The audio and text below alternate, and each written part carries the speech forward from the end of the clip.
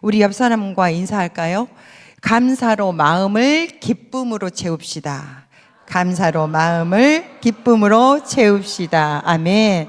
우리가 감사할 때, 그쵸? 감사할 때 마음이 기쁘잖아요. 그쵸? 우리 다시 한번 인사하겠습니다. 감사로 마음을 기쁨으로 채웁시다. 아멘. 네, 감사로 우리의 마음이 기쁨으로 충만한 삶 살기를 원합니다. 여러분, 저는 이 요셉을 떠올리면요, 계속 묵상하면서 다윗이 연상이 되었어요. 요셉에게 있어서 제가 말씀의 제목을 요셉을 알고 싶다 그랬어요. 요셉이 도대체 어떤 사람이었기에 요셉과 하나님께서 늘 함께 하셔서 요셉이 가는 곳마다 감옥일지라도 어떻게 되었어요? 형통케 되었다라고 하잖아요. 그런데 하나님과 함께함이 이 요셉의 삶의 키포인트였더라고요. 그래서 하나님과 함께 했던 사람 중에 또 한 분이 누구예요?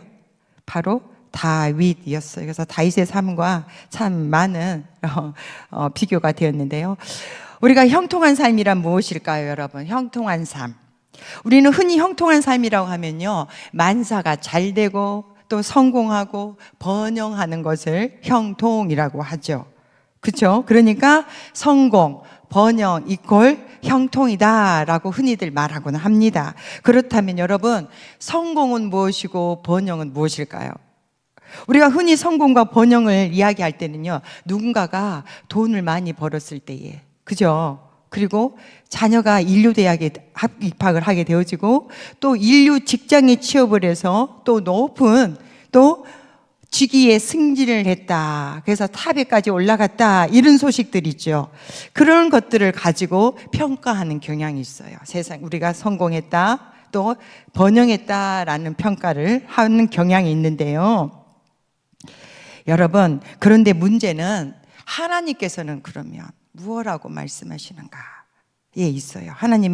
하나님께서도 이 물질적인 성공과 그리고 사회적인 입신양명을 진정한 의미에서 형통이라고 인정해 주시는가 하는 것입니다. 그래서 저는 오늘 창세기 39장 요셉의 이야기를 통해서 하나님께서 진정으로 말씀하고 계시는 형통의 의미가, 개념이 무엇인가를 함께 나누기를 원합니다. 첫째, 하나님께서는 오늘 말씀을 통해서 무엇보다도 하나님께서 함께 하시는 것이 형통이다라고 말씀하고 있습니다.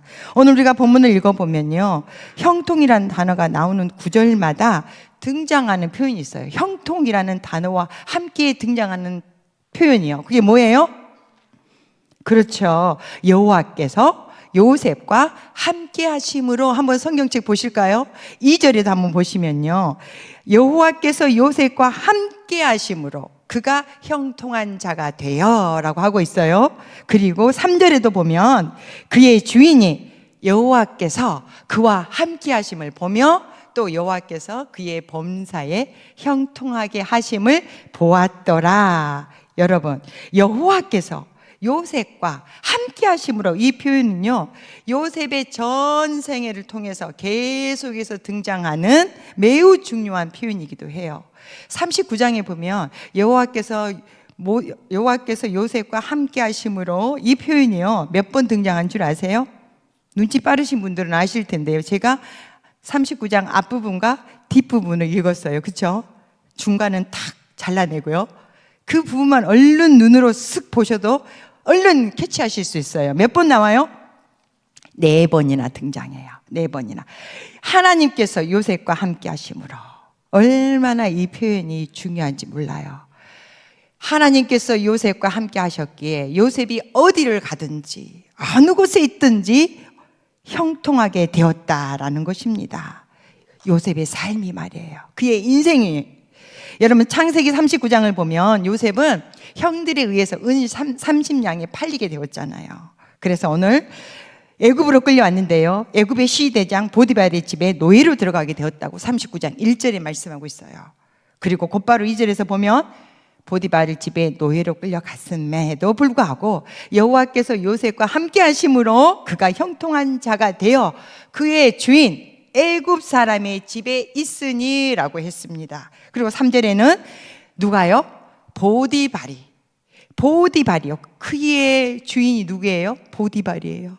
보디발이 여호와께서 그와 함께 하심을 보았다 그래요. 그리고 또 여호와께서 그의 범사에 그가 하는 모든 일에 형통하게 하심을 보디발이 보았다라고 하고 있습니다. 여러분 생각해 보세요. 지금 요셉이 형통하게 되었다 하는 요셉의 이 상황의 배경을 한번 보시라고요. 여러분, 지금 요셉이 노예로 팔려갔어요. 남의 집에 노예가 된 상황이라고요. 17살까지는요, 그가 아버지 집에, 그러니까 그 당시에 아버지가 그 지역의 족장이었어요. 족장의 아들로 살았던 요셉이 한순간에 뭘로 변해버려요?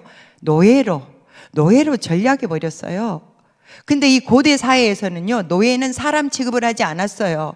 돈을 주고 사고 파는 물건 취급을 했다고요.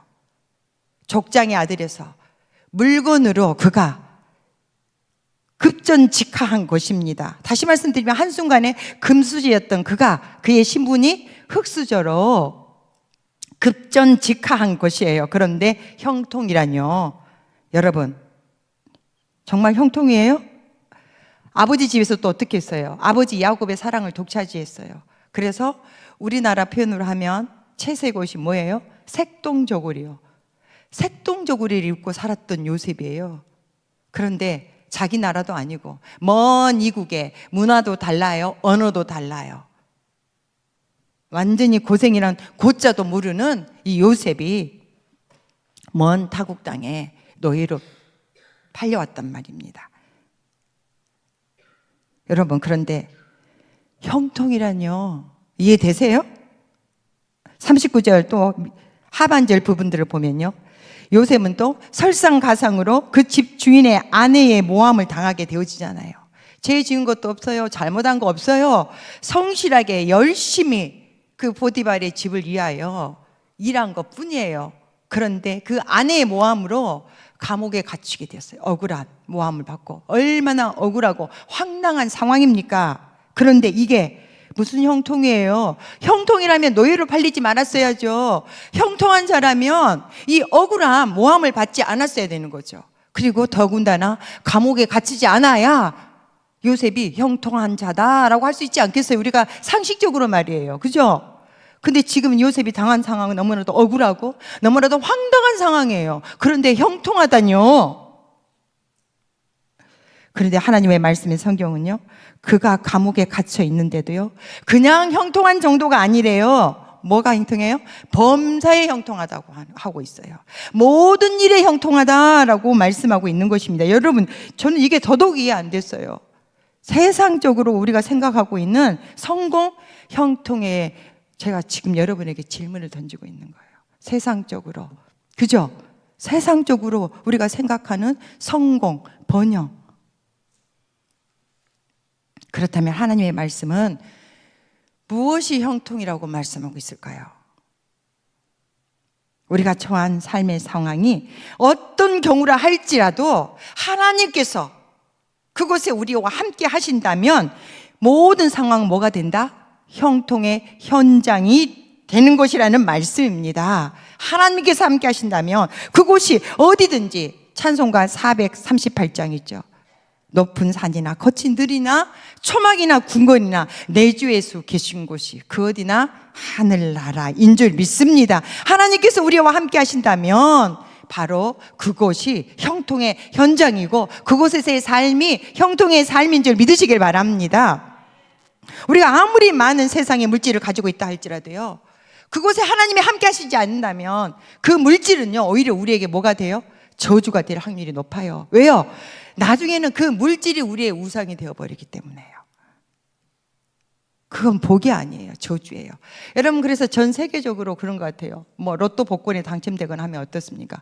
하루아침에 일확천금을 가지게 되어지잖아요. 그러면 그것 때문에 가족 간에 다투게 되고 법정 소송도 하게 되고 또 심지어는 살인사건까지 나는 것을 우리가 종종 보지 않습니까?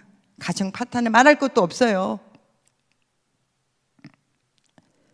그러하기에 내가 물질을 비록 많이 모으지 못했다 할지라도, 내가 비록 높은 자리에 오르지 못하였다 할지라도 하나님께서 나와 함께 하신다면, 어디서 무엇을 하든지 하나님께서 함께 하신다면 그것이 하나님께서 오늘 말씀하시는 진심으로 형통인 줄 믿으시길 바랍니다. 바라기는요, 여러분들이 어디서 무엇을 하시든지 항상 하나님과 함께 하시는 임마누엘 복이 임하시기를 축원합니다. 그래서 여러분의 삶과 가정이 형통함의 은혜 가운데 진정으로 번영하시고 성공하시기를 주님의 이름으로 축복합니다.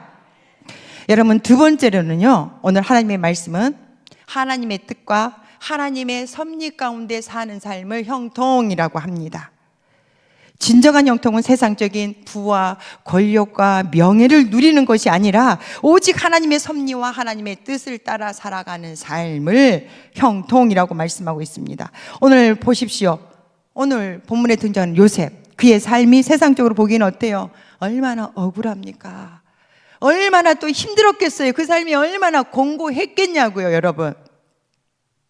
그리고 그가 정말 이해할 수 없는 그런 상황 가운데 그가 있다고 할지라도 그는 그 가운데서도 여전히 하나님의 섭리 가운데 있다면 그의 삶이 이 겉으로 드러난 모습과는 상관없이 그의 삶이 어떤 삶이다? 진정으로 복된 삶, 형통한 삶이라는 말입니다. 여러분, 우리 창세기 15장 13절에서 16절 말씀을 여러분 성경 가지고 계시면 찾아보시면 좋겠습니다. 이 말씀이 굉장히 구속사적으로 중요한 말씀입니다. 여러분이 다 알고 계시듯이 요셉의 생애는 하나님께서 주신 꿈과 비전을 이루는 삶이었어요. 그 꿈과 비전이 이루어진 과정에서 그가 당하는 이 고난은 하나님의 섭리, 주권적인 섭리, 즉 이스라엘 백성을 구원하시고자 하시는 하나님의 구속사적인 섭리 가운데서 이루어지고 있는 것이라는 것입니다. 여러분, 같이 한번 읽어보겠습니다. 창세기 15장 13절에서 16절입니다. 시작.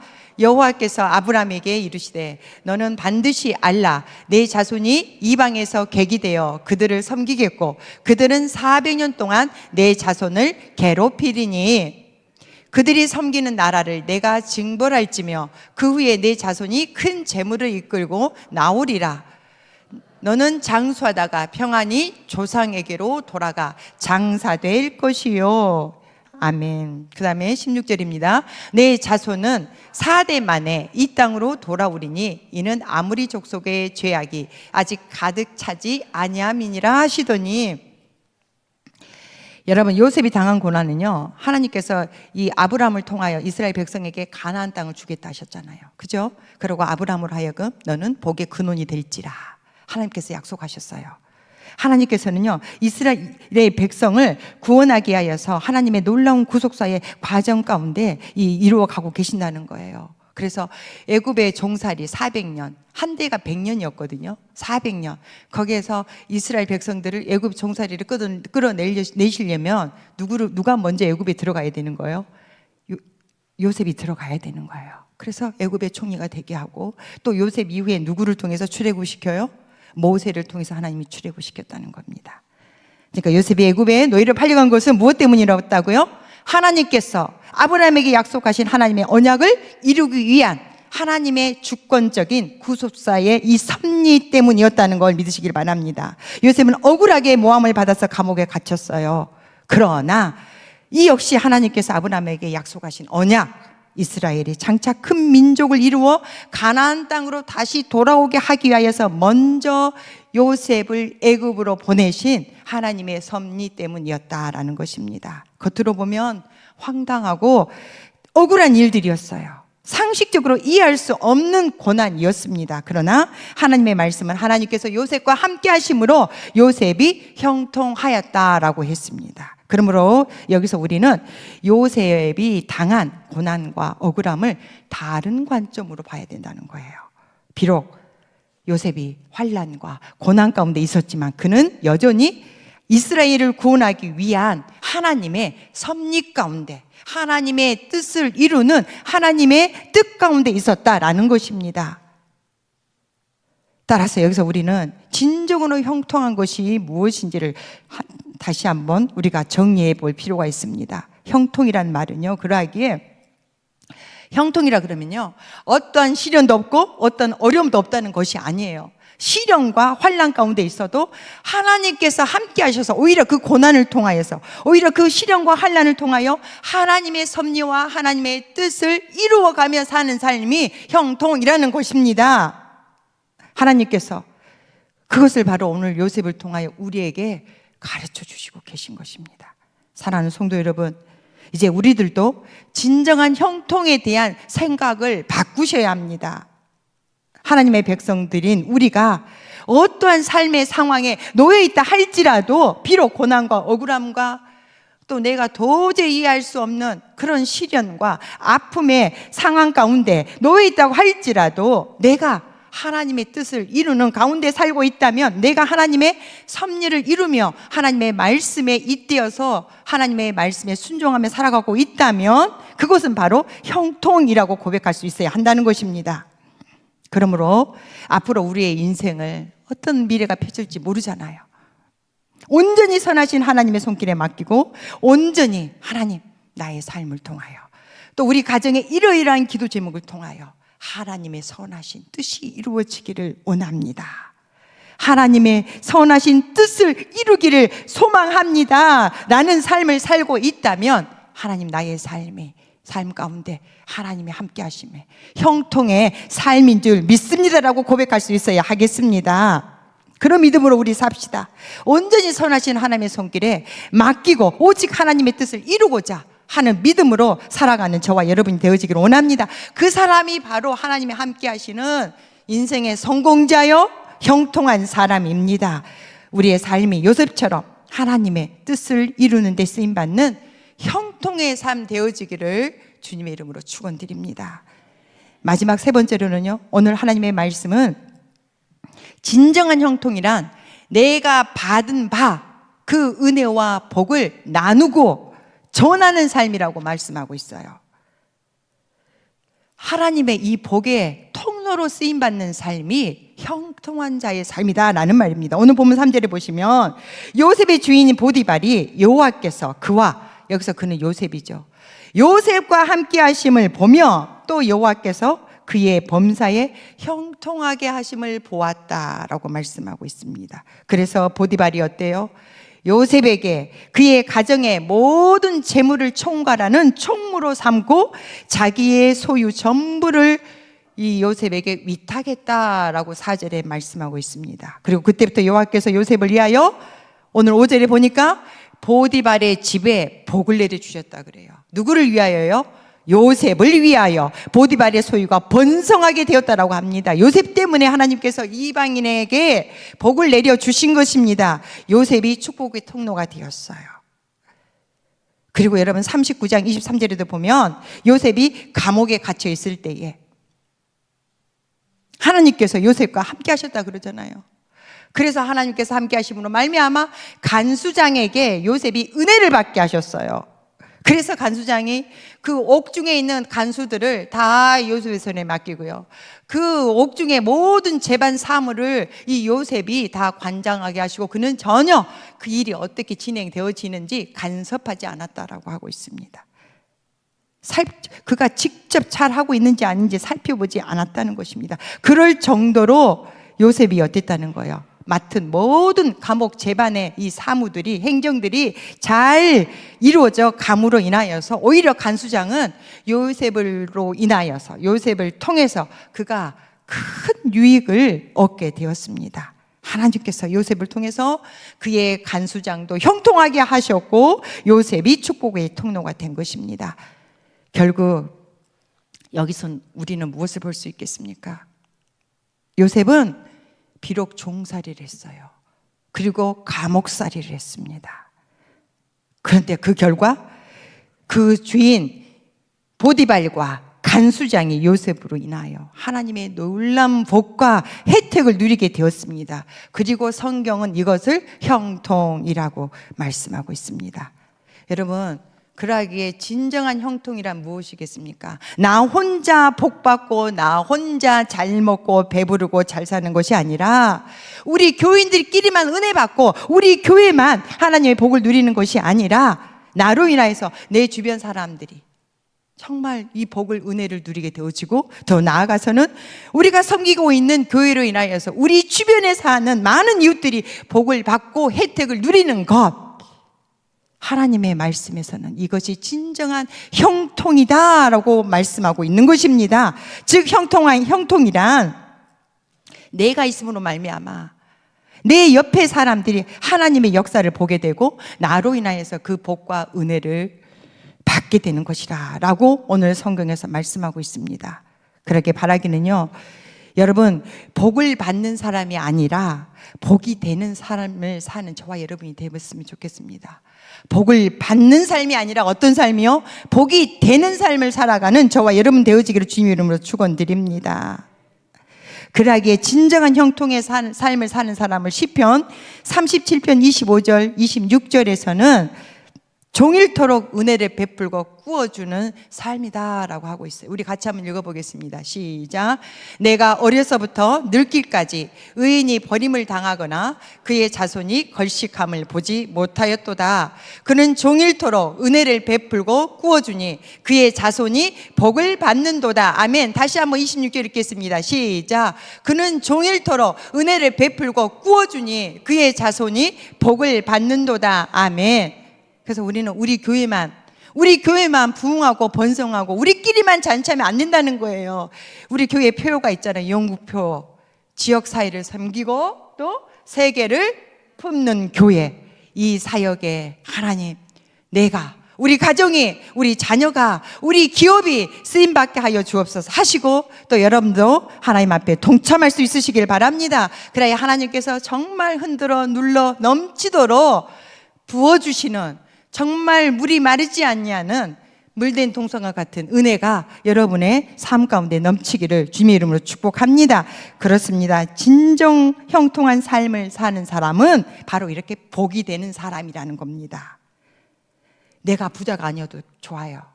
내가 유명한 사람이 아니어도 좋습니다. 내가 높은 지위에 있지 않아도 좋아요. 다만 내가 있음으로 인하여 내 옆에 사람이 행복하고 위로가 된다면 그 사람은 형통한 사람입니다. 이것이 바로 요셉을 통해서 우리가 볼 수가 있었던 것입니다. 사랑하는 성도 여러분, 기독교 역사 2000년 역사를 보면요, 진실로 이렇게 복의 통로가 되는 하나님의 사람들이 가는 곳마다 그곳에는 하나님의 함께 하심의 형통의 역사가 있었어요.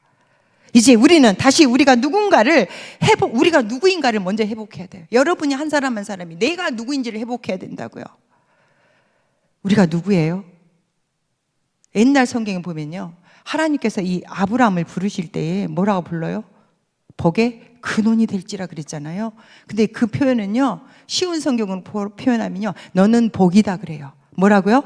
너는 복이다. 그러니까 우리는 다 하나님이 복이 되라고 부른 존재들인지 믿으시길 바랍니다. 우리는 다 복이에요. 우리의 정체성은 뭐라고요? 복이에요. 복. 여러분, 복이 되는 삶을 살아야 해요. 그러니까 내가 복 받는 데에만 관심을 가지고 우리가 노력을 한다면 무늬만 크리스찬이에요. 진정한 형통의 삶, 하나님의 섭리와 뜻을 이루는 삶을 살아야 하는데, 그러기 위해서는요, 아직도 하나님으로부터 은혜와 생명을 모르는 사람들에게 돈과 명예와 권력만을 구하며 살아가는 그들에게 어떻게 해야 되는 거예요? 우리가 그들에게 진정한 형통의 우리가 받은 은혜와 복을 우리가 그들에게 나누고 전하는 삶을 살아가야 하겠습니다. 여러분, 저를 따라서 한번 말씀해 주실까요? 나는 하나님의 복이다.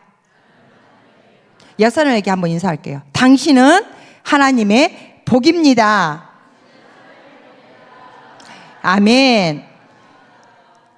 우리의 하나님으로부터 우리가 받은 복과 은혜를 나누고 전함으로 진정 형통한 자로서의 삶을 살게 되시기를 주님의 이름으로 축원드립니다.